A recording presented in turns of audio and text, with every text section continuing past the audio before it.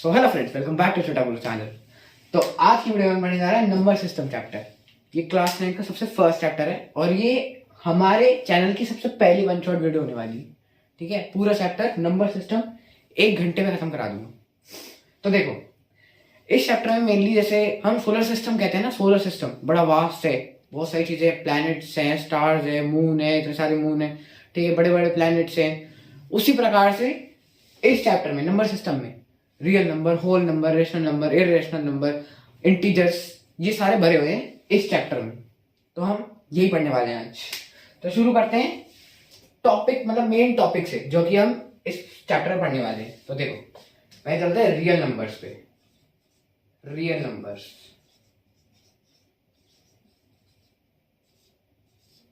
हाँ, तो real number कौन से होते हैं जो हम सिंपली पढ़ते हैं? 1 2 3 4 5 6, ठीक है, ये होते हैं रियल नंबर। अब हम चलते हैं होल नंबर की तरफ।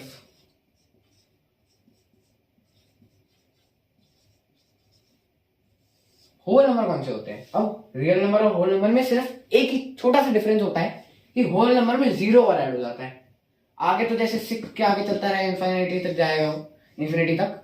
तो उसी प्रकार से यहाँ पर 0 1 2 3 4 5 6 आगे चलता रहेगा और कहाँ तक जाएगा? इन्फिनिटी तक। ठीक है, तो इसमें बस 0 ऐड हो जाता है, इसमें 0 नहीं होता। होल नंबर में 0 आ जाता है, रियल नंबर में 0 नहीं होता। ठीक है, अब चलते हैं इंटीजर्स की तरफ। अब इंटीजर्स भी इस चैप्टर का एक बहुत अच्छा पार्ट है। ठीक है, उसके बहुत क्वेश्चन आते हैं पेपर में, मतलब बहुत इन द सेंस कि अच्छे क्वेश्चन आते हैं पेपर में।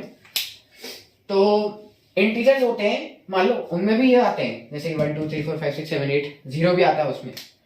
ठीक है, लेकिन जैसे यहाँ पर 0 1 2 3 4 5 6 ये सब लिख दिया, आगे चलता रहा। वैसे इसमें क्या होता है, पीछे भी नंबर आते हैं। जैसे कि हम लिफ्ट में ट्रैवल करते हैं, तो लिफ्ट में क्या होता है, 1 2 3 4 5 ऊपर लेवल जाते जाते हैं। ठीक है, एक ग्राउंड लेवल होता है, ग्राउंड फ्लोर होता है। ग्राउंड फ्लोर को हम 0 फ्लोर मान के चल लेते हैं। ठीक है, मान लो हमारी लिफ्ट है। ठीक है, यहाँ पर फर्स्ट फ्लोर है, सेकंड फ्लोर है, थर्ड फ्लोर है। ठीक है, फिर नीचे जाते हैं तो यहाँ पर ग्राउंड फ्लोर आ जाता है, 0 मान लेते हैं उसको। फिर नीचे आता है -1 -2 -3 लोअर ग्राउंड, ऐसे करके जो आते हैं ना, उससे हम समझ सकते हैं -1 -2 -3। ठीक है, तो ये नेगेटिव इंटीजर्स कहते हैं इनको। जैसे यहाँ पे हो गया -1 -2 -3। ठीक है, तो ये हो गए हमारे इंटीजर्स। अब चलते हैं इस चैप्टर के मेन पार्ट की तरफ, रेशनल नंबर्स। ठीक है, rational numbers, rational numbers, rational number कौन से होते हैं? p/q की फॉर्म में जो लिखे जाते हैं नंबर, वो रेशनल नंबर होते हैं। ठीक है, p/q मान लो जैसे हम न्यूमरेटर और डिनोमिनेटर में नंबर लिखते हैं, 2/3 1/2 हाफ। ठीक है, 4/3 3/4। ठीक है, तो वैसे ही कहते हैं p/q। अब यहाँ पर कुछ कंडीशन होती हैं। कंडीशन क्या होती है कि q 0 के इक्वल नहीं होना चाहिए। q कभी 0 के इक्वल नहीं हो सकता रेशनल नंबर में। ठीक है, और दूसरी क्या होती है कि p और q दोनों इंटीजर्स होंगे। ठीक है, p और q दोनों इंटीजर्स होंगे। तो ये कुछ कंडीशन होती है रेशनल नंबर होने के लिए। तो ये आप अपनी कॉपी में नोट डाउन कर सकते हो।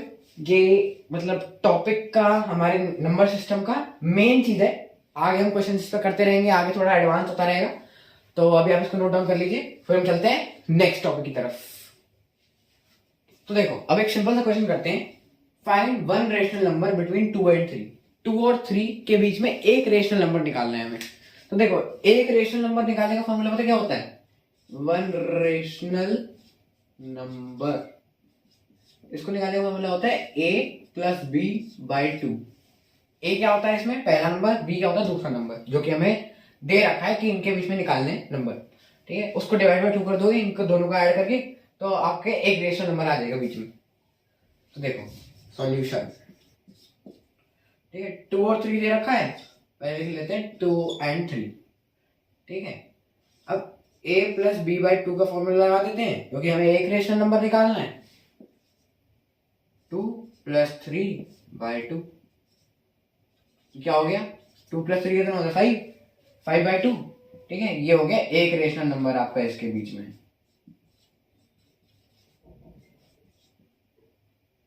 हो गया एक रेशनल नंबर इसके बीच में। ठीक है, वैसे एक रेशनल नंबर हमें हमेशा p/q की फॉर्म में लिखना है, कभी भी ऐसा मत करना 2.5 की फॉर्म में लिख के आ गए इसको, 5/2 को लिख 5.2 को देख के 5/2 को देख के तुम 2.5 लिख के आ गए इसको, क्योंकि रेशनल नंबर क्या था p/q की फॉर्म में था, p/q की फॉर्म में, जहां पर p/q इंटीजर्स है दोनों, इंटीजर है ना 1 2 3 4 5 6 7 8।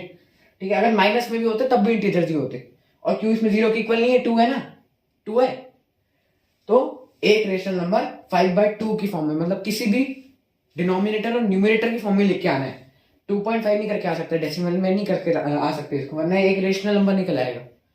ठीक है, तो ये अपनी कॉपी में नोट डाउन कर लो, तब तक अगला क्वेश्चन खोजता हूं।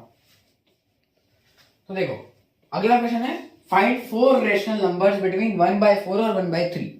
ठीक है, अब इनके बीच में रेशनल नंबर निकालने हैं। सॉल्यूशन, अब जैसे हमने यहाँ पर एक रेशनल नंबर निकालने का फॉर्मूला रखा था a + b/2, इससे पहले अप्लाई करते हैं। पहले यहाँ पर लिख लेते हैं 1/4 एंड 1/3। देखो इनके बीच में जो नंबर होगा 1/4 + 1/3 / 2 करो। 4 और 3 का एलसीएम 12। ठीक है, 4 और 3 का एलसीएम 12, 4 3 × 12 3, 3 4 × 12 4, इधर आ गया 2। ठीक है, 4 + 3 कितना होता है 7 आ गया। अब 12 × 2 कर देते हैं 24, क्योंकि दोनों डिनोमिनेटर में ना दोनों मल्टीप्लाई हो जाएंगे, 12 × 2 24। ठीक है, अब हमें क्या करना है, ये तो एक रेशनल नंबर निकला 1/4 और 1/3 के बीच में, एक रेशनल नंबर इनके बीच में निकल आया। अब मैं तो कितने निकालने, 4 निकालने। अब हम क्या कर सकते हैं 7/24 और 1/3 के बीच में एक नंबर निकाल लेते हैं, क्योंकि होगा तो 1/4 और 1/3 के बीच में ही वो भी। ठीक है, अब मैं निकाल के दिखा देता हूँ एक, जैसे 7/24 पे जाते हैं हम। ठीक है, 7/24, ठीक है, और 1/3 के बीच में, यहाँ पे क्या लिखा हमने 7/24, ठीक है, प्लस 1/3 / 2। सेम फॉर्मूला लगाया है एक रेशनल नंबर निकालने का। अब हम किसके बीच में निकाल रहे हैं 7/24 और 1/3 के बीच में, 7/24। ठीक है, एलसीएम 24 ही होगा ना इनका एलसीएम। यहाँ पर 7 आ गया, कितना होता है 3 × 3 मतलब 24 / 3 8 / 2। ठीक है, ये कितना होगा 15। ठीक है, और ये कितना हो गया 48, 15/48। वैसे हम अगर चाहें तो इसको सिंपलेस्ट फॉर्म में भी कर सकते हैं, 5 × 15 और 3 × 6 = 18, 3 × 1 = 3, 3 × 6 = 18। ठीक है, तो ये करके कैंसिल हो गए, 5/16 भी कह सकते हैं इसको। तो इस प्रकार अब हम क्या करेंगे 5/16 और 7/24 के बीच में नंबर निकाल देते हैं, हो गए तो वो भी 1/4 और 1/3 के बीच में ही। ठीक है, और उसी प्रकार से हम 7/24 और 1/4 के बीच में भी निकाल सकते हैं। तो इससे जो ये वाला टॉपिक है रेशनल नंबर निकालने का दो नंबर के बीच में, वो खत्म होता है। अब चलते हैं नेक्स्ट टॉपिक की तरफ।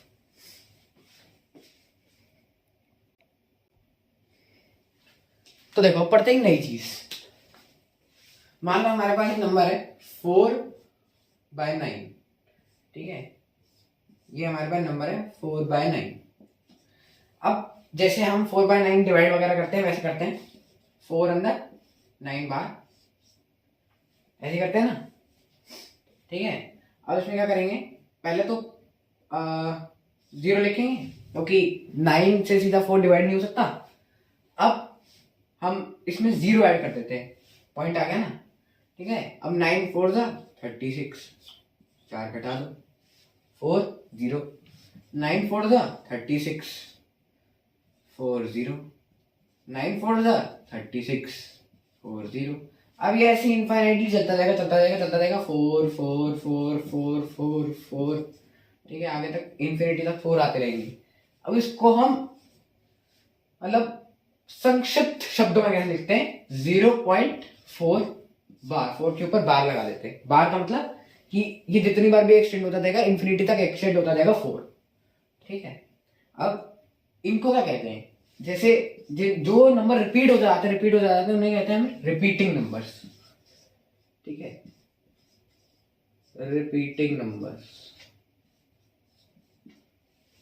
ये रिपीट होता जा रहा है ना, 0.444444 बार रिपीट हो रहा है, बार भी लग गया, तो रिपीटिंग नंबर्स कहते हैं इनको, रिपीटिंग नंबर्स, रिपीटिंग नंबर्स। ठीक है, अब जैसे अब एक और लेते हैं, जैसे कि हमें ले लिया 1/2।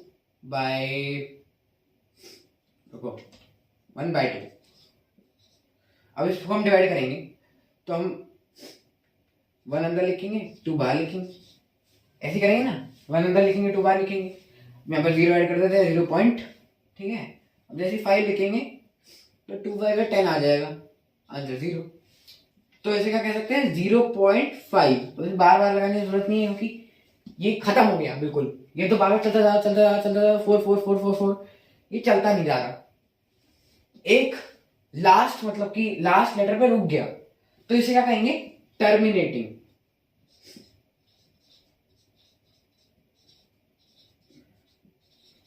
ठीक है, टर्मिनेटिंग मतलब कि टर्मिनेट कर रहा है, रुक जा रहा है, चलता नहीं जा रहा, मतलब कि रिपीट नहीं कर रहा, रिपीट नहीं कर रहा है, तो तब हम इसे कहेंगे टर्मिनेटिंग।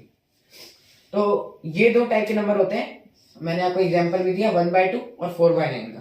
ठीक है, ये होता है रिपीटिंग नंबर, ये होता है टर्मिनेटिंग नंबर। अब इसी पर बेस्ड हम एक क्वेश्चन करते हैं, चल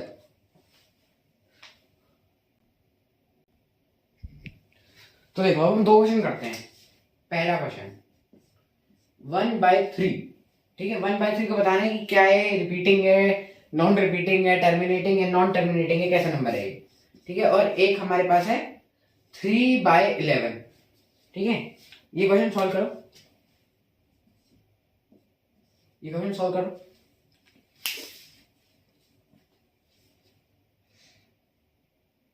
हो गया सॉल्व? चलो एक बार हम खुद करके देखते हैं। 1/3, 3 बार 1 अंदर। ठीक है, 0 पॉइंट यहाँ पर लगा दिया 0, 3 3 से 9।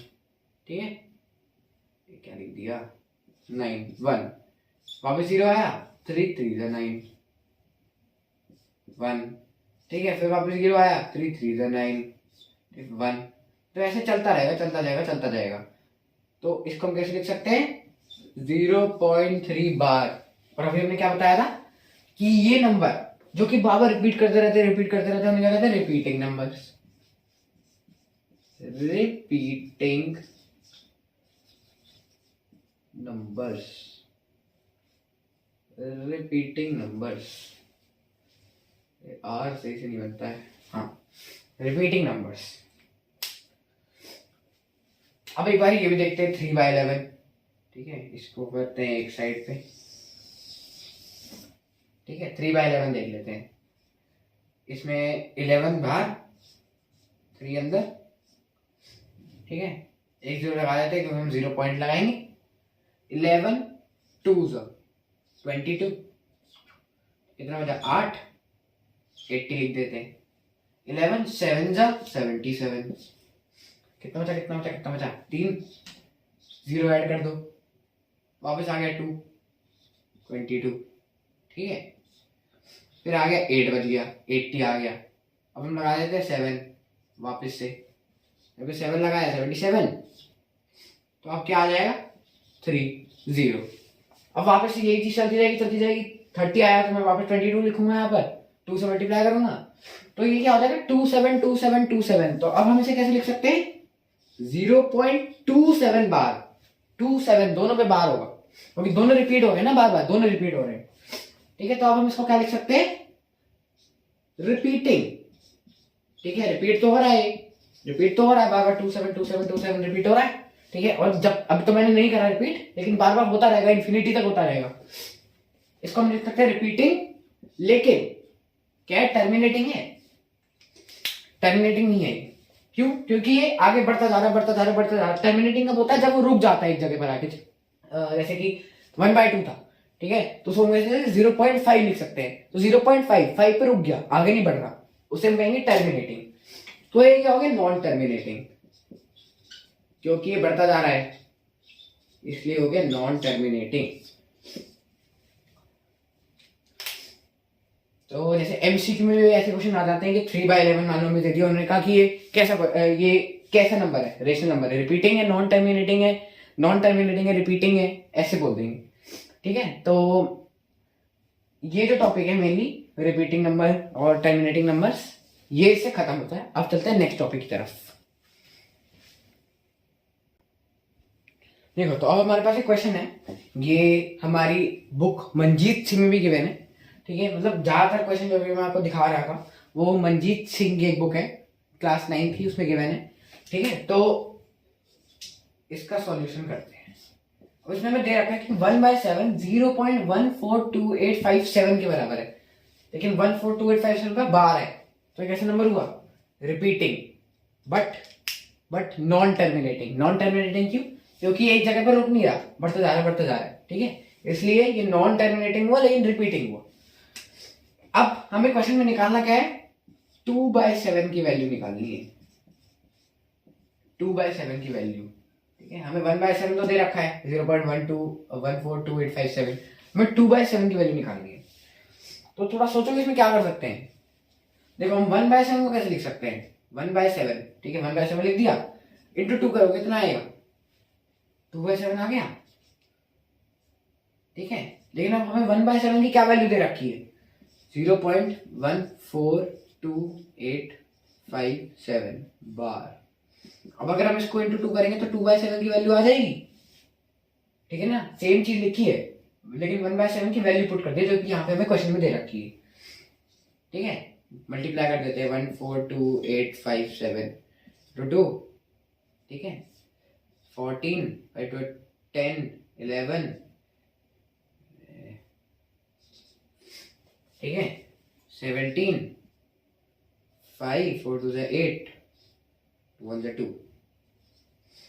तो इसको क्या लिख सकते हैं? 0.285714, 0.285714,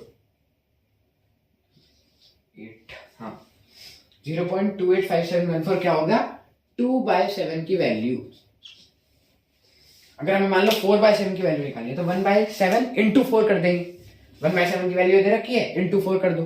ठीक है, बस एक चीज याद रखना है, इसको बार लगाना है, यहाँ पे बार लगना है, यहाँ पे बार लगेगा। ठीक है, ये नंबर भी कैसा हुआ?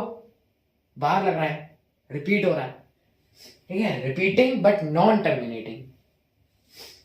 तो ये भी एक इसका इंपॉर्टेंट क्वेश्चन है, कभी कभी आ जाता है पेपर में। ठीक है, अब हम करेंगे एक अच्छा सा क्वेश्चन जो कि 1 नंबर या फिर 2 नंबर में हमेशा आता है पेपर में। ठीक है, और स्टार्ट करते हैं नेक्स्ट क्वेश्चन। हाँ, तो हमारे पास एक इंपॉर्टेंट क्वेश्चन है, 0.477 के ऊपर बार, 0.001001 तीनों के ऊपर बार, इन फॉर्म ऑफ p/q। इसको एक्सप्रेस करना है इन तीनों को p/q के फॉर्म में। अब p/q के फॉर्म में क्या मतलब हुआ? रेशनल नंबर के फॉर्म में।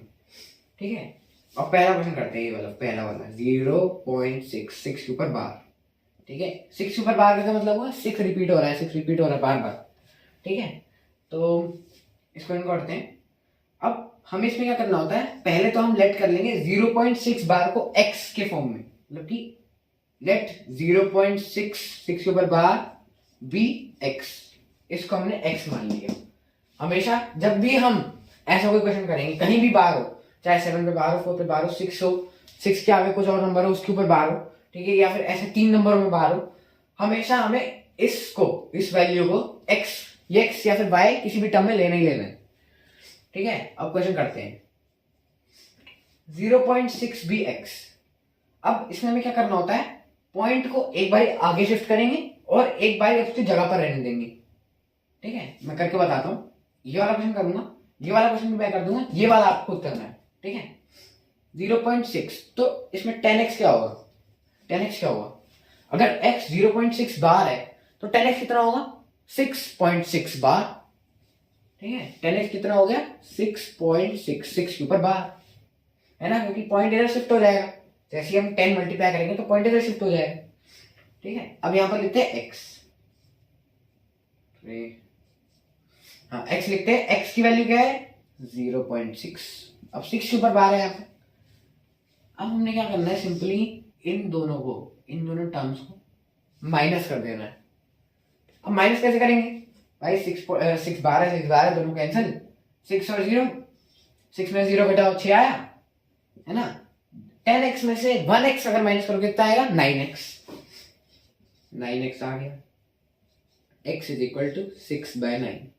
अब हमेशा जब भी ये दोनों जैसे denominator numerator p by q जो है, ठीक है, p और q अगर दोनों कैंसिल हो रहे हो, ठीक है, मान लो 3 से कैंसिल हो रहे हैं दोनों, तो हमें हमेशा सिंपलेस्ट फॉर्म में करके आना है, वरना आधा नंबर कट जाता है। ठीक है, 3 2 6 और 3 3 9। इसको क्या लिख सकते हैं हम, 2/3 की फॉर्म में लिख सकते हैं, अगर हम चाहें कि p बाई क्यू की फॉर्म में लिखना चाहते हैं तो ऐसे होगा क्वेश्चन। ठीक है, इसमें हमें क्या करना होता है, मान लो अब जैसे मैंने 0.6 का दिखाया, इसमें सिर्फ एक ही नंबर था जिससे बाहर था, तो इसमें क्या करा हमने, एक बार ही पॉइंट को आगे शिफ्ट करा और एक बार ही वहीं रहने दिया। ठीक है, 0.6 पे रहने दिया पॉइंट, और फिर एक बार आगे बढ़ा दिया, कैसे करके 10 से मल्टीप्लाई करके उसको। ठीक है, अब यहां पर हमने इन दोनों को माइनस कर दिया ऊपर नीचे लिख के। ठीक है, जो छोटी वैल्यू होगी उसको हमेशा नीचे लिखेंगे। ठीक है, माइनस करा 9x, इसको माइनस करा 6 बार कट गया। ठीक है, और 6 - 0 6। हमेशा हमें ऐसा नंबर लाना है कि जो पॉइंट के आगे वैल्यू है ना वो कैंसिल हो जाए, जो बार में है। ठीक है, जो इनफाइनाइट जा रही है। अब हम करते हैं क्वेश्चन करते हैं दूसरा, सेकंड वाला। 0.47 दे रखा है, 7 के ऊपर बार है। जैसा कि मैंने बताया, कोई भी value let it be x, let 0.47 bar be x। इसको हमने x मान लिया। किस पर बार है ये जरूर याद रखना है, 7 पे बार है। ठीक है, तो हमें उस हिसाब से नंबर निकालना है। अब हम क्या करेंगे, जैसे कि मैंने बताया, अब इसमें थोड़ी सी डिफरेंस होता है, जैसे कि अब आगे वाले नंबर पे बार हो गया। ठीक है, एक नंबर आया पॉइंट के बाद, उसके आगे वाले नंबर पे बार हो गया। इसमें क्या करना होता है हमें, जो नंबर आगे है जिस पर बार नहीं है लेकिन पॉइंट के आगे है, वहां पर हम पॉइंट शिफ्ट कर देंगे। शिफ्ट कैसे होगा, 10x करके। यहां पर लाना है ना हमें, यहाँ पर पॉइंट लाना है ना यहाँ पर, तो यहाँ पर पॉइंट लाने के लिए हम 10 से मल्टीप्लाई कर देंगे, जैसे यहाँ पर करा था। 6 के आगे बार लाने, 6 के आगे पॉइंट लाने से हमने 10 मल्टीप्लाई कर दिया था, वैसे यहाँ पर भी 10 मल्टीप्लाई कर देंगे। ये तो सिंपल चीज हो गई। एक बार हमें क्या करना है, बार के पीछे अगर नंबर हुआ, अगर पॉइंट के आगे नंबर हुआ, तब बार के पीछे पॉइंट शिफ्ट करना है, और एक बार बार के आगे, जहां पर बार है जिस नंबर पर, उसके आगे पॉइंट शिफ्ट करना है। समझ गए? देखो मैं करके दिखा देता हूं एक बारी। मान लो एक बारी हम इसको यहां पर लेके गए, 4 और 7 के आगे लेके गए, तो 4 और 7 के आगे लेकर जाने से 100x क्या लिख देंगे, 047.7 बार। 7 पर ही है ना भाई बार, तो 7 पर बार लग जाएगा। अब हम क्या करेंगे, 10x, जैसे कि मैंने बताया ना, एक बारी बार से पीछे, एक बारी बार से आगे।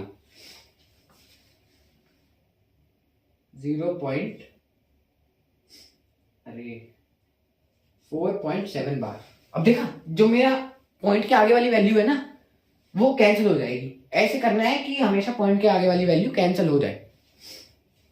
कैंसिल हो गया, माइनस कर रहे हैं ना, ठीक है, क्या आ जाएगा, 3 आ गया, और इधर 4 का 4 आ जाएगा नीचे। ठीक है, 43 + 4 47।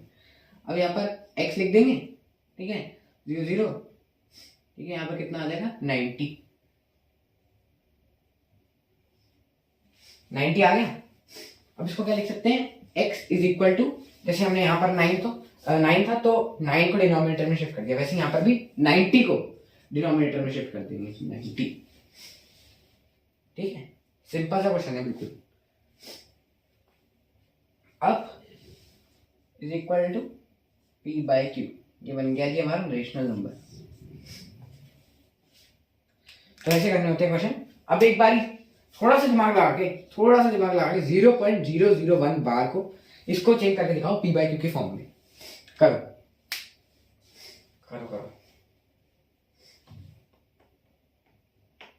पॉज करके कर लेना, अभी मैं करके दिखा रहा हूं। देखो, हमेशा हमें क्या करना है, let the number be x, let the number be x, let 0.001 के ऊपर बार बी x। ठीक है, कभी कभी ऐसा भी क्वेश्चन आ रहा था कि हमें 0.6 बार दे दिया प्लस 0.47 बार दे दिया प्लस ये, तो इनकी वैल्यू निकाल के हमें उनको प्लस करना है, उसके बाद आंसर निकल जाएगा। लेकिन एक चीज याद रखना, इसको मैंने x लिया तो इसको भी x नहीं ले सकता मैं उस टाइप के क्वेश्चन में। मैं बता रहा हूँ जैसे यहाँ पर प्लस हो गया, यहाँ पर मैंने दे दिया प्लस, ठीक है, इन सबका प्लस करके जो वैल्यू आएगी, मान लो 2/3 आई, 43/90 आई, और यहाँ पर जो वैल्यू आएगी उनको प्लस करके जो नंबर निकलेगा ना वो होगा इसका आंसर। ठीक है, अभी हम अलग अलग करके कर रहे हैं, तो हम क्या कर रहे हैं, तीनों को x ले रहे हैं, लेकिन अगर प्लस में आए माइनस में आए, इनको माइनस करना है प्लस करना है, जैसे भी करना है, तो हमें एक को x लेना पड़ेगा, एक को y लेना पड़ेगा, एक को z लेना पड़ेगा। ठीक है, अभी तक कॉमा लगा के रखते हैं क्योंकि अभी हम अलग अलग कर रहे हैं। तो इसमें देखते हैं, मैंने क्या बताया, एक बारी बार से आगे पॉइंट को शिफ्ट करना है, एक बारी बार से पीछे पॉइंट को शिफ्ट करना है। अब जैसे इसमें तो बार सिर्फ एक नंबर पे है ना, तो इसमें हम एक बारी आगे शिफ्ट करेंगे, पीछे तो है ही बार के। यहाँ पे हमने 2 नंबर आगे शिफ्ट कर दिया और एक बारी 1 नंबर आगे शिफ्ट कर दिया, तो 7 के पीछे 7 के आगे। यहाँ पर क्या करेंगे, यहाँ पर क्या करेंगे, देखो यहाँ पर हमने कुछ नहीं करना, पहले हमने तीन बार 3 नंबर के आगे शिफ्ट पॉइंट को शिफ्ट करना है, क्योंकि बार के आगे करना है ना। तो कर देते हैं 1 2 3, 1000x इक्वल टू 1.1 बार, और यहाँ पे बार के पीछे तो है ही पॉइंट वैसे ही, तो x लिख देते हैं।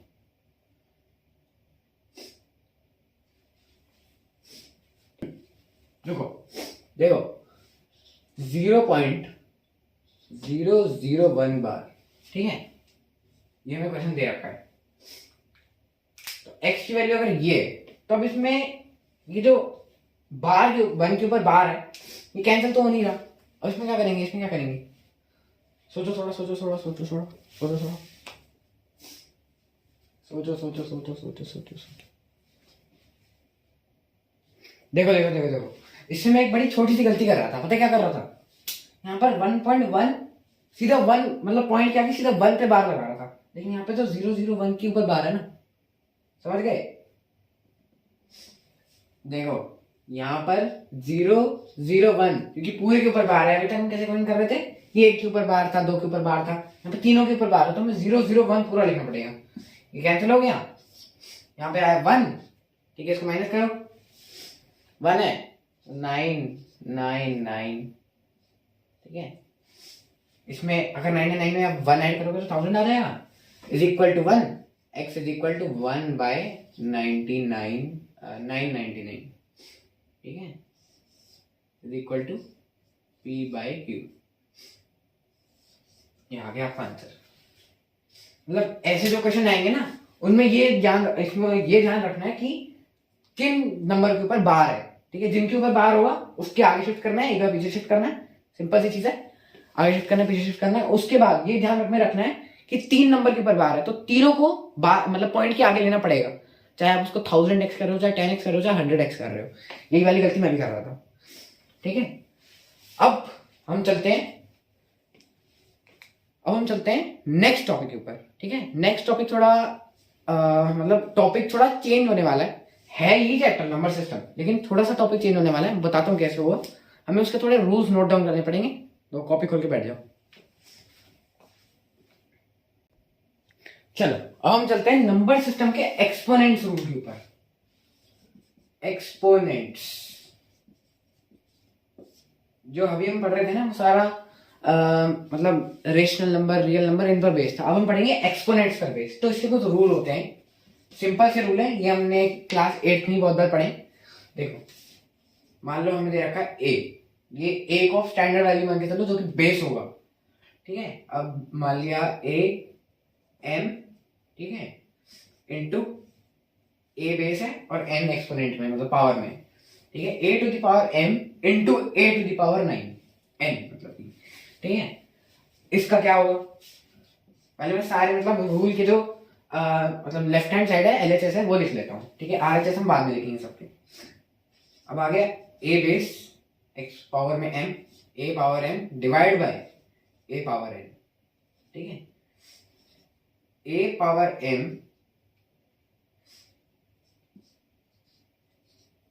ठीक है, ये आगे। तो फोन की बैटरी खत्म हो गई थी इसलिए चार्जिंग पे लगाना पड़ा। तो अब हम आगे बढ़ते हैं। हाँ, हम थोड़ी एक्सपोनेंट्स के रूल याद कर रहे थे, ठीक है। ये हमने 3 करे थे, अभी हम इनका LHS लिख रहे हैं, RHS हम बाद में लिखेंगे, ठीक है। अब यहाँ पे लिखते हैं a फिर b whole the power m, फिर a upon b whole to the power m, a to the power 0। और हमारे पास और क्या जरूरत होती है, हाँ,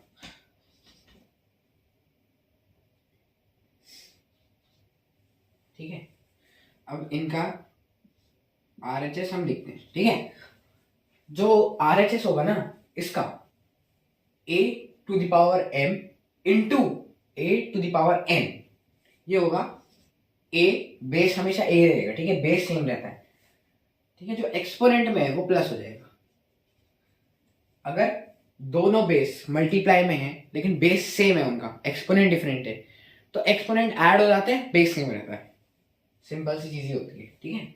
इसमें क्या होता है, जब डिवाइड में होते हैं ना दोनों बेस जो होते हैं लेकिन बेस सेम है और एक्सपोनेंट डिफरेंट है, वो डिवाइड में है, तो हम इसको कैसे लिखेंगे, a to the power m minus n, इसमें m प्लस n, इसमें m माइनस n, इसमें a to the power m bracket n, ठीक है। तो इसको क्या से लिखेंगे, a to the power m, ठीक है, into a to the power n, यो, ठीक है। इसको कैसे लिखेंगे,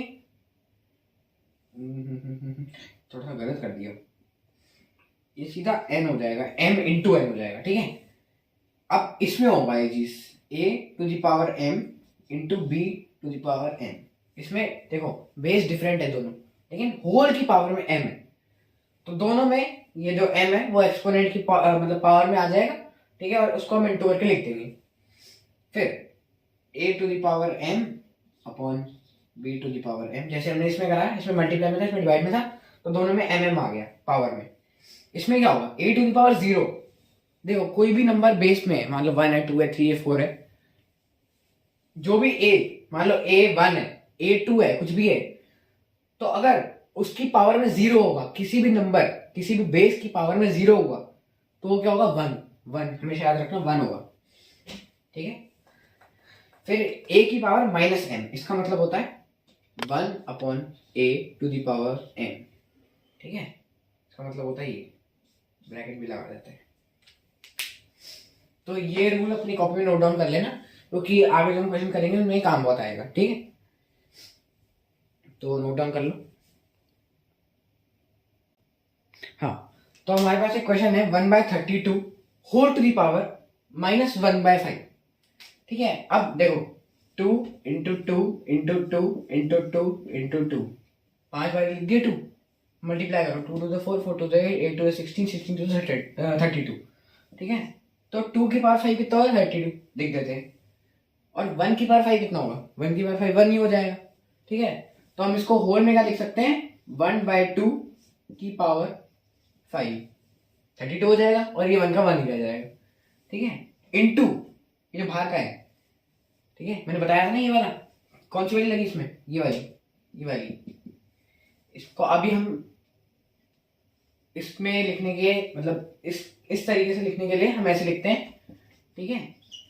अब यहाँ पर क्या यूज हो रहा है, ये वाला a to the power m अंदर और फिर n, ये चीज इसमें यूज हुई है, ठीक है। ये साइड में लिख देंगे, फिर ये बाहर जाके मल्टीप्लाई हो जाएगा, 5 इंटू -1/5, 5 से 5 कैंसिल, 1/2 टू द पावर -1। अब ये देखो भाई, जब भी माइनस की पावर में मतलब पावर जो होती है माइनस में होती है, तो क्या हो जाता है, मतलब कि जो डिनोमिनेटर होता है वो न्यूमिनेटर में कन्वर्ट हो जाता है, तो हो जाएगा 2 to the power 1, 2 to the power 1 कितना होता है, 2, आंसर। बहुत इजी क्वेश्चन था ये, इसको नोट डाउन कर लो अपनी कॉपी में। फिर हम बढ़ते हैं अगले क्वेश्चन की ओर। अगला क्वेश्चन थोड़ा मतलब थोड़ा सा कंपैरेटिवली टफ होने वाला है, लेकिन इजी है वैसे तो, ठीक है। और बढ़ते हैं अगले क्वेश्चन पे। हाँ, तो अब हमारे पास एक क्वेश्चन है, ये हमारे पास एक क्वेश्चन है, सिंपल सा क्वेश्चन है। 16 इंटू 8 की पावर में n+2 इज इक्वल टू 2 की पावर n। हमें क्या करना होता है जब भी ऐसे क्वेश्चन आते हैं ना, मतलब उसमें LHS दे रखा है, RHS दे रखा है, इसमें हमें n और m की वैल्यू निकालनी है, ठीक है। हमें बताना है कि m इज इक्वल टू क्या होगा, ये निकालना है हमें इसमें, इस क्वेश्चन में। तो हमें क्या करना होता है, जो लोएस्ट बेस होता है ना, सबके बेस वही कर दो, हो जाएंगे सबके बेस, ठीक है। अच्छा, 16 की मतलब 2 की पावर में कितना होता है, 2 की पावर 4 इंटू 8 कितना होता है, 2 की पावर 3, ठीक है। इसको हम ब्रैकेट में लिख लेते हैं, 2 की पावर 3 होगी 8 है, आगे लिख लेते हैं n+2 इक्वल टू 2 की पावर m, ठीक है। अब हम LHS को सॉल्व करते हैं। 2 की पावर 4 यही होता है ना, 2 इंटू 2 इंटू 2 इंटू 2, ठीक है। फिर इंटू अब 3 है ब्रैकेट में, हमने क्या लिखा था, जब भी ब्रैकेट के अंदर जो चीज होगी वो बाहर जो है ब्रैकेट के एक्सपोनेंट उससे मल्टीप्लाई हो जाएगी। कर देते हैं भाई। अब इसमें तो n+2 है, तो दोनों से मल्टीप्लाई करना पड़ेगा 3 को। 3n 3 2 6 इज इक्वल टू 2 की पावर m। सही है ना, सही है ना, सही है, ठीक है। अब इसमें क्या करेंगे, बेस सेम है और दोनों मल्टीप्लाई हो रहे हैं, पावर क्या हो जाएंगी, ऐड हो जाएंगी, ठीक है। 4 + 3n+6 इज इक्वल टू, यहाँ पे भी बेस सेम है तो इसको इज इक्वल टू m लिख देंगे, ठीक है। यहाँ पे लिखना पड़ेगा when bases are same, powers are equated। मतलब कि जब बेस सेम होगा तो पावर इक्वेट हो जाएंगी, बेस सेम होगा पावर इक्वेट हो जाएंगी, ठीक है। इसमें क्या करेंगे, 6 + 4 10, 3n+10 is equal to m। तो m की वैल्यू हमारे पास क्या आ गई, 3n+10, m की वैल्यू हमारे पास ये आ गई, आंसर आ गया। तो इस क्वेश्चन को नोट डाउन कर लो, थोड़ा इंपॉर्टेंट क्वेश्चन है, हो सकता है किसी के पेपर में आ जाए। ऐसे ही बहुत से क्वेश्चन होते हैं, सेम तरीका अपनाना होता है उनमें भी। जो सबसे छोटा बेस है उसको, मतलब सारे नंबर्स को उसी बेस के फॉर्म में कन्वर्ट कर दो। जैसे कि 2 की पावर 3 होता है 8, 2 की पावर 4 होता है 16, 2 है ना सबसे लोएस्ट बेस, उसके बाद कन्वर्ट कर दो, फिर आगे क्वेश्चन सॉल्व करते चलो इन रूल्स के साथ। और ये जरूर लिखना है, जब भी हम पावर्स को इक्वेट करते हैं ना, बेस सेम करके पावर्स को जब भी इक्वेट करेंगे तब ये चीज लाइन जरूर लिखनी है, व्हेन बेसेस आर सेम, जब बेस सेम होंगे तब पावर्स इक्वेट हो जाएंगी। सिंपल ही छोटी सी लाइन है, आगे करोगे आंसर आ जाएगा, ठीक है। अब हम चलते हैं अपने नेक्स्ट टॉपिक के ऊपर। हाँ, अब हम चलते हैं इस चैप्टर के थर्ड पार्ट पे। तो थर्ड पार्ट क्या कहता है, थर्ड पार्ट है हमारा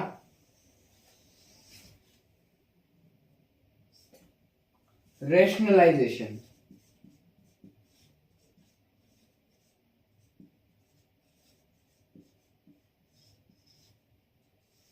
रेशनलाइजेशन, अब रेशनलाइजेशन क्या होता है, रेशनलाइजेशन में एक रेशनलाइजिंग फैक्टर होता है, ठीक है। रेशनलाइजिंग फैक्टर, अब मान लो मुझे एक नंबर दे रखा है 1/√3 - √7, और अब रेशनलाइज करने का पता है मतलब क्या होता है, कि ये जो टर्म है ना ये इरेशनल है, ये टर्म, ठीक है। मतलब कि ये p/q के फॉर्म में एक्सप्रेस नहीं हो सकती, तो ये इरेशनल है, हमें इसे रेशनल में कन्वर्ट करना है, यानी कि 1 2 3 4 या फिर √4 2 बन जाएगा, ऐसे में कन्वर्ट करना है, ठीक है। तो रेशनलाइजिंग फैक्टर इसका क्या होगा, इस टर्म का, इस टर्म का रेशनलाइजिंग फैक्टर होगा √3 + √7। अब रेशनलाइजेशन में मेनली पता हम क्या करते हैं, हम ये जो नीचे डिनोमिनेटर में होता है ना, ये दो मतलब इरेशनल नंबर होंगे आपके पास, इन दो नंबर में से जो बीच का साइन होता है ना, मान लो अभी माइनस है, तो रेशनलाइजिंग फैक्टर में उस जो माइनस है उसका ऑपोजिट साइन हो जाएगा। मान लो प्लस होता तो माइनस हो जाता, माइनस है तो प्लस हो जाएगा, ठीक है। और हम क्या करेंगे, उस रेशनलाइजिंग फैक्टर को न्यूमिनेटर में मल्टीप्लाई कर देंगे और डिनोमिनेटर में मल्टीप्लाई कर देंगे। ये सिंपल सा एक स्टेप में करना होता है रेशनलाइजेशन में, ठीक है। इसमें मान लो अब मैं इसमें करके दिखाता हूं, ठीक है। इसमें क्या हो जाएगा, 1 × √3 + √7 कितना होगा, √3 + √7। अगर आप किसी भी चीज को 1 से मल्टीप्लाई करोगे तो कितना आएगा, उतना ही तो आ जाएगा वापस से। अब ये चीज हमें देखनी है, ये चीज सोचो थोड़ा, ये क्या है, अरे a + b a - b क्या होता है identity, a + b a - b a² - b² है ना। तो √3 का स्क्वायर -√7 का स्क्वायर। अब मुझे एक चीज बताओ, ये तो हमारे पास आ गया, अब ये √3 का स्क्वायर कितना होगा, √3 × √3 √3 × √3। अच्छा, इसको हम क्या लिख सकते हैं, √3 का स्क्वायर, है ना। लेकिन स्क्वायर कब आता है, इसका मतलब क्या हुआ, देखो √3 के अंदर, मतलब रूट के अंदर ही 3 × 3 लिख सकते हो आप, 3 × 3 रूट के अंदर लिख सकते हो, है ना। यही हो गया ना √3 का स्क्वायर का मतलब। अब ये क्या हो गया, रूट में 3 बाहर आ जाएगा, √3 × √3 कितना होगा, 3, ठीक है ना। तो इसको हम क्या लिख सकते हैं, 3, और √7 का स्क्वायर कितना होगा, 7। तो ये सिंपल सी ट्रिक होती है। तो इसका आंसर आ जाएगा √3 + √7 -4।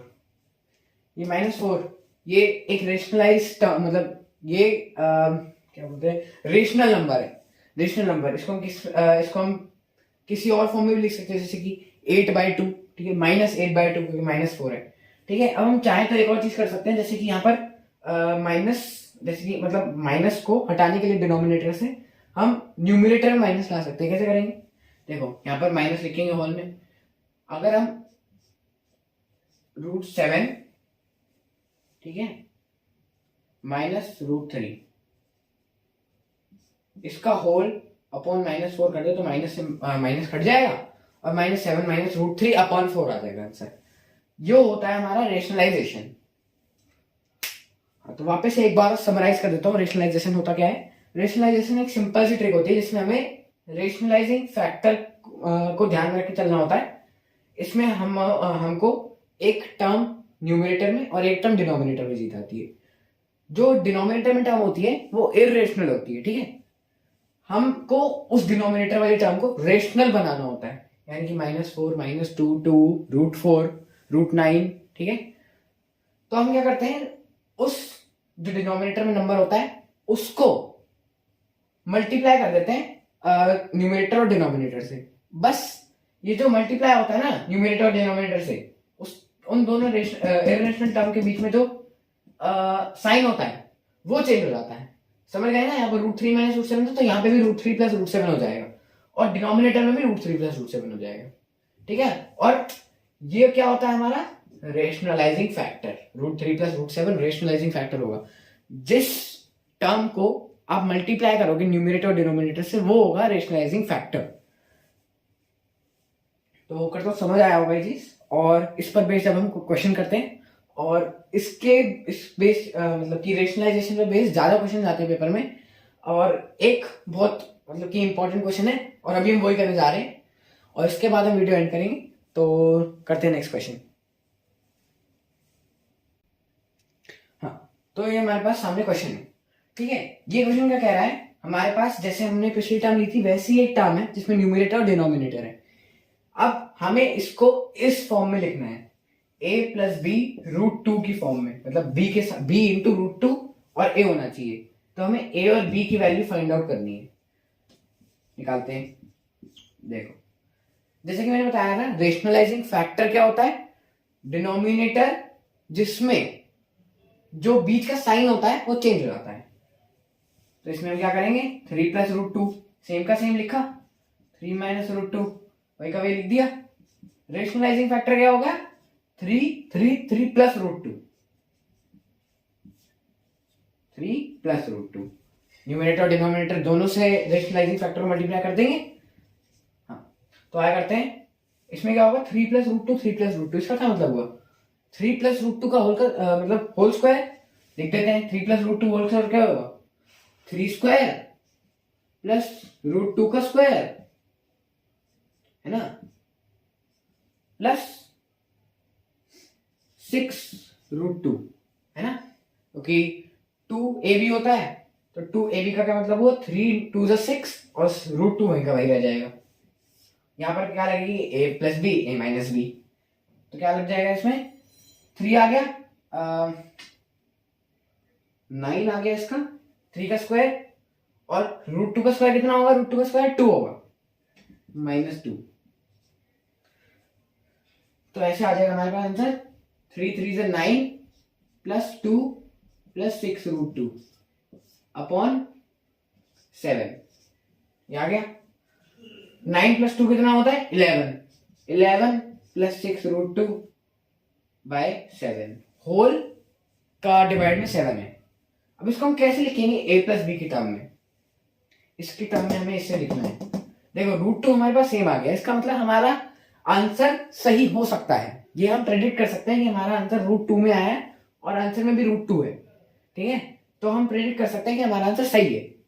अब हमें क्या करना है, हमें इसको a और b की फॉर्म में लिखना है। ज्यादातर बच्चे क्या गलती कर देते हैं 11 एंड 6 लिख के a और b की वैल्यू छोड़ देते हैं, लेकिन ये भी तो देखो डिवाइड में 7 भी है, तो हम दोनों को अलग अलग वैल्यू दे देंगे 7 और 7 और साथ में लिख देंगे रूट टू, तो ये a की वैल्यू हो गई और ये b की वैल्यू हो गई।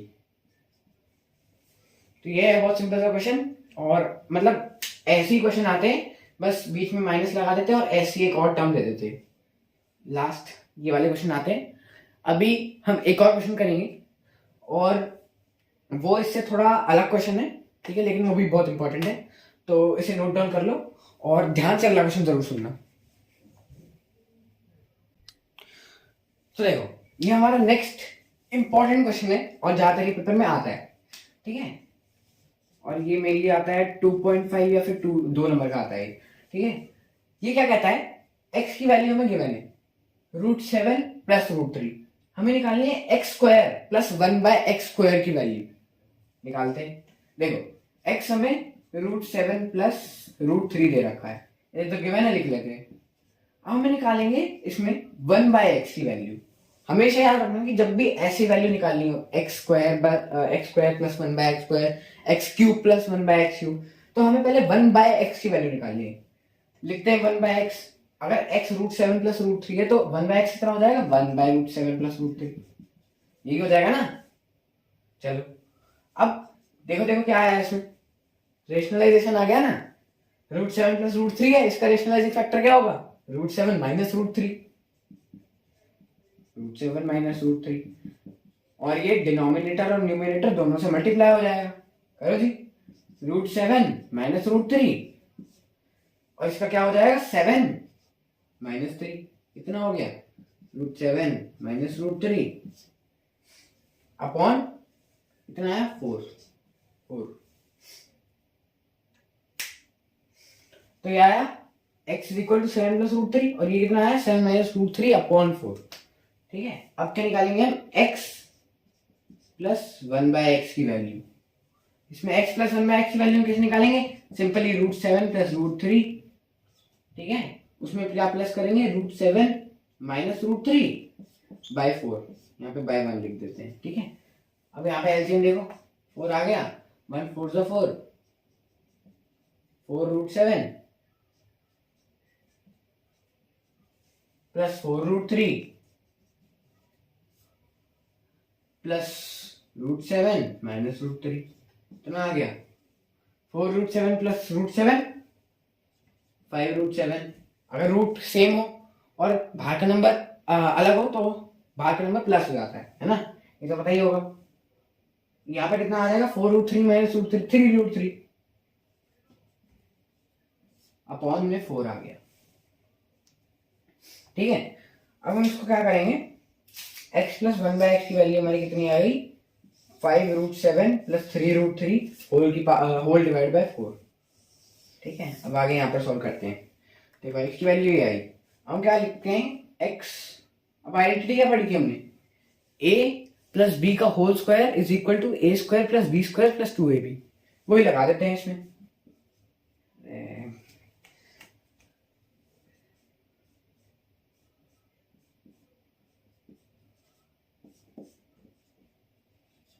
मैं देखता हूँ तुम्हें दिखाई दे रहा है नहीं दिखाई दे रहा, बहुत ज्यादा ही।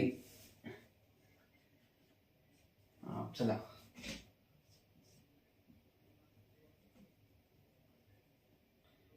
x प्लस 1/x का होल स्क्वायर कितना होगा, x स्क्वायर प्लस 1/x का square plus 2 into 1/x into x। 1/x into x कितना होगा, x x कैंसल तो 1 हो जाएगा। अब x प्लस 1/x का होल स्क्वायर कितना निकला है, 5√7 प्लस 3√3 अपॉन 4। वैसे जो ये वैल्यू है ना, ये थोड़ी सी अटपटी सी आई है। ठीक है, ऐसे वैल्यू नहीं आती, मेरी वैल्यू ऐसी आती है जिससे x प्लस 1/x की वैल्यू किसी होल नंबर में आए, यानी कि 18, 16, 14 या फिर इंटीजर में आए माइनस में। ठीक है, तो अभी हम इसको देखते हैं, अगर ये सॉल्व हो पा रहा है तो कर लेते हैं। +2। ठीक है, वैसे तो हमने x प्लस 1/x का वैल्यू लिख दी और उसको स्क्वायर करेंगे इसमें। अब इसका स्क्वायर भी कर देते हैं, थोड़ा ज्यादा क्वेश्चन हो गया। इसका स्क्वायर कितना होगा, देखो इसका स्क्वायर करते हैं। 5√7 plus 3√3 upon 4 into 5√7 plus 3√3 upon 4। चलो कोई नहीं, इससे कैलकुलेशन तो एनहांस हो जाएगी कम से कम। हाँ, तो नीचे तो 4 4 तो 16 आ गया, यहाँ पर क्या होगा 5√7 इंटू 5√7 कितना आ जाएगा 25 इंटू 7, ये आ जाएगा ना, प्लस 15√21 प्लस 15√21 प्लस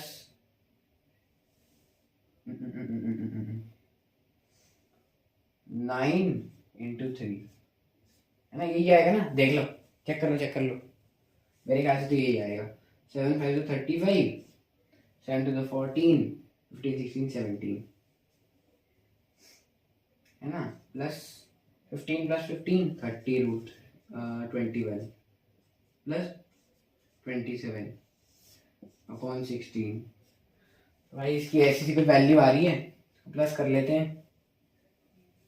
12 आ गया यहाँ पर, ठीक है, 7 8 9 10, हाँ तो 202 प्लस 30√21 अपॉन 16, ऐसी कुछ वैल्यू आ रही है इसकी। थोड़ा ज़्यादा खतरनाक क्वेश्चन हो गया, लेकिन x प्लस 1/x की वैल्यू जो कि ज़्यादातर क्वेश्चन में निकलती है ना, वो होल नंबर में निकलती है। और ये क्वेश्चन एक्चुअली, ये क्वेश्चन बुक में तो दे रखा था लेकिन थोड़ा लेंथी था, तो मैंने सोचा कैलकुलेशन में हो जाएगी, चलो ठीक है। ठीक है, अब ये है x प्लस 1/x² की वैल्यू, तो इसमें अगर हम -2 कर देंगे ना, तो ये आ जाएगी x² प्लस 1/x² की वैल्यू, क्योंकि ये जो था ये प्लस उठ के यहाँ पर माइनस आ जाएगा और x² प्लस 1/x² की वैल्यू निकल जाएगी। तो ये होगा इसका आंसर, बस इसमें -2 करना है। ठीक है, देख लो मैंने गलती ना कर दी हो। 5/7 है यहाँ पर, 5 प्लस 7 है, 7 9 10 11 12 12 7 8 9 10, कोई गलती तो नहीं करी। तो ये था हमारे लास्ट क्वेश्चन। ठीक है, और इसमें क्वेश्चन आते हैं, ठीक है, वो मैं आपको कराऊंगा एक्स्ट्रा क्वेश्चन वाली वीडियो में। ठीक है, और एक्स्ट्रा क्वेश्चन वाली वीडियो जल्दी आएगी इस चैप्टर की। ठीक है, और अभी इस चैप्टर को मैं वन शॉट की प्लेलिस्ट में ऐड कर दूंगा, और वहां से जाके अगर कभी भी आपको ये देखनी होगी वापस से वीडियो, तो इसको चला के देख लेना। और चलते हैं नेक्स्ट वीडियो की ओर, और मिलेंगे नेक्स्ट वीडियो में। तब तक के लिए थैंक यू, बाय बाय। और हाँ, इस चैप्टर की एनसीईआरटी सॉल्व करना बिल्कुल मत भूलना।